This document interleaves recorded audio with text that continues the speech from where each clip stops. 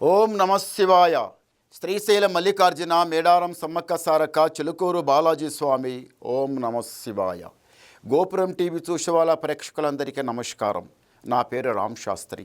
చిలుక జోస్యం అంటండి ఆ కాలంలో ఉంది, ఇప్పుడు గుడుక ఉంది, ఇక ముందు గుడుక నడుస్తుంది. చిలుక జోస్యం అంటే నిజముందండి, నమ్మండి, వినండి. జూన్ నెల 14 నుంచి 21 తారీఖు వరకు 12 రాశుల మీద ఈ రాశి మీద గురుబలం ఎంత ఉంది, ఈ రాశి మీద శనిబలం ఎంత ఉంది, మంచి ఎంత, చెడు ఎంత, లాభం ఎంత, లుక్సాన్ ఎంత, కష్టం నష్టం, సుఖం దుఃఖం, లాభం లుక్సాన్ చెప్తా వినండి. చిలకమ్మ, వృషభ రాశి వాళ్ళ జ్యోతిషం, వృషభ రాశి వాళ్ళ భవిష్యవాణి, వృషభ రాశి వాళ్ళ గణితవాణి. చిలకమ్మ, వృషభ రాశి వాళ్ళ జ్యోతిషం ఎట్లా ఉంది, వృషభ రాశి వాళ్ళ భవిష్యవాణి ఎట్లా ఉంది, వృషభ రాశి వాళ్ళ గణితం.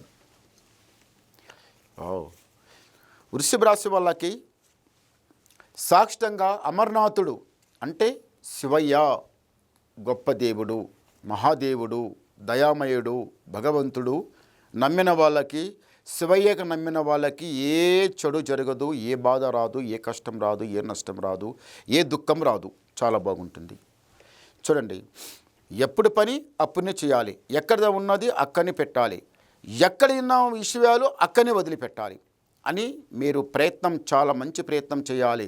ఒకరికి చెడగొట్టాలి, ఒకరికి పడగొట్టాలి, ఒకరికి కష్టం పెట్టాలి, ఒకరిది గుంజుకో తినాలి, ఒకరికి నష్టం చేయాలి, మనమే బాగుండాలి. అది మీ దగ్గర లేదు. వృషభ రాశి వాళ్ళకి ఏమిటిదంటే అందరితో కలిసి ఉండాలి. పిల్లలతో కూర్చుంటే పిల్లల బుద్ధి, ముసలులో కూర్చుంటే ముసలుల బుద్ధి, వయసులో కూర్చుంటే వయసుల బుద్ధి. అందరితో కలిసి నడవాలి, అందరితో మంచిగా ఉండాలి. ఎవరికి సమయం వచ్చినా ఆపద వచ్చినా వాళ్ళకి కాపాడాలి. మన గతి ఎట్లా ఉంటుందో ముందల, మన టైం ఎట్లా ఉంటుందో, మనకెట్లా ఉంటుందో, మన పిల్ల పాపలు, బిడ్డ కొడుకులది వాళ్ళకి ఎట్లా ఉంటుందో, వాళ్ళందరూ బాగుండాలంటే మనం ముందు మంచిగా ఉండాలి. నలుగురికి సాయం చేస్తే మనకెవరైనా సాయం చేసే వాళ్ళు ఉంటారని ఇలా మంచిగా ఆలోచిస్తారు. మీరు చెడగొట్టాలి, పడగొట్టాలని మాత్రం అనుకోరు. అందరూ బాగుండాలని ఆలోచిస్తారు. ఇల్లు కట్టాలి, కట్టింది కొనాలి, ఇల్లు కట్టాలి, కంపల్సరీగా కట్టాలి, లేకపోతే కొనాలి, లేకపోతే ప్లాట్ అన్నా, లేకపోతే ఏదన్నా ఒకటి కొనాలమని ఈ ఆలోచన మాత్రం ఈ రాశి వాళ్లకు చాలా బ్రహ్మాండంగా ఉంది. ఈ ప్రయత్నం చాలా గొప్ప ప్రయత్నం. ఇల్లు కట్టాలనుకున్నా, కొనాలనుకున్నా అది సామాన్యంగా కాదు, చాలా కావాలి. అది వెనకటి కాలం కట్టినా, ఆ కాలంలో గుడిక ఈ కాలంలో అయినా కానీ ఇల్లు కట్టి చూసుడు, పెళ్లి చేసి చూడమని పెద్దలు ఎందుకు అన్నారండి? అందుకే ఇల్లు కట్టాలంటే చాలా కష్టం, చాలా ఖర్చు అవుతుంది. అయినా పర్వాలేదు. ఇల్లు అన్న తర్వాత, మనిషి అన్న తర్వాత ఒక గూడు ఉండాలి. పక్షికి, పుట్టకి, అన్నిటికీ, ప్రతి ఒక్క జీవికి ఒక గూడు ఉంటుంది. మనకు గుడుక ఒక గూడు ఉండాలంటే 12 కష్టాలు పడి, 12 బాధలు పడి ఇల్లన్నా కట్టాలి, కట్టిందన్నా కొనాలి, ఏదో ఒకటి కొనాలి. ఇల్లు కట్టాలన్నా, కొనాలనుకున్నా వాస్తు ప్రకారంగా కట్టాలి, వాస్తు ప్రకారంగా కొనాలి. ఎట్లంటే అట్లా తొందరపడి ఏదో జర అగ్వలు వస్తుంది కదా, సస్తల వస్తుంది కదా, తొందరగా కొందాం, నేను కొనకపోతే ఏరోవాడు కొంటాడు కదా, మనం కొందామని ఎగపడి కొంటే ఏమవుతుందంటే అది తర్వాత నష్టపోతారు, కష్టపడతారు. ఒక ఇల్లు ఒక వాస్తు ప్రకారం కడితే ఇంట్లో ఎక్కడన్నా బయటికి వెళ్ళి ఇంట్లో వచ్చి కూర్చుంటే ఇంటి లోపల వచ్చి ఇంత మంచి నీళ్ళు, ఒక గ్లాసు నీళ్ళు తాగినా ప్రశాంతంగా అనిపిస్తుంది. ఎట్లా? వాస్తు ప్రకారం ఉంటే.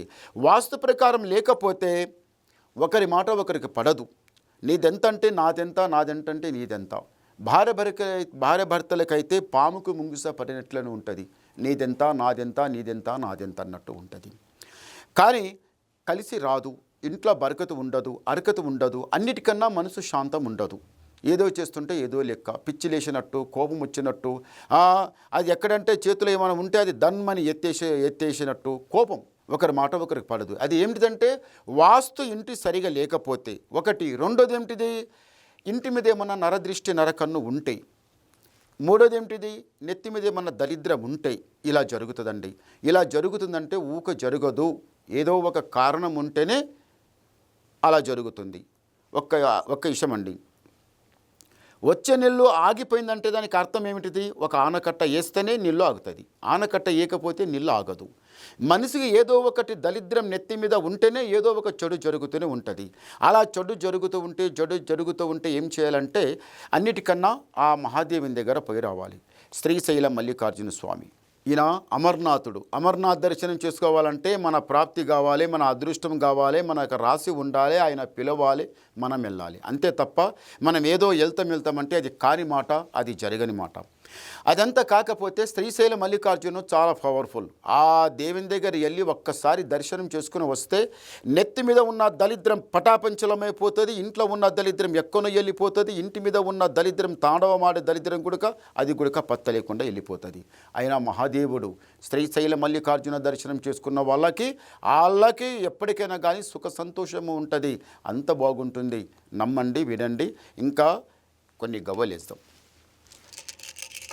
ఓం నమ శివాయ. 4 చాలా మంచి గవ్వలు పడ్డాయి.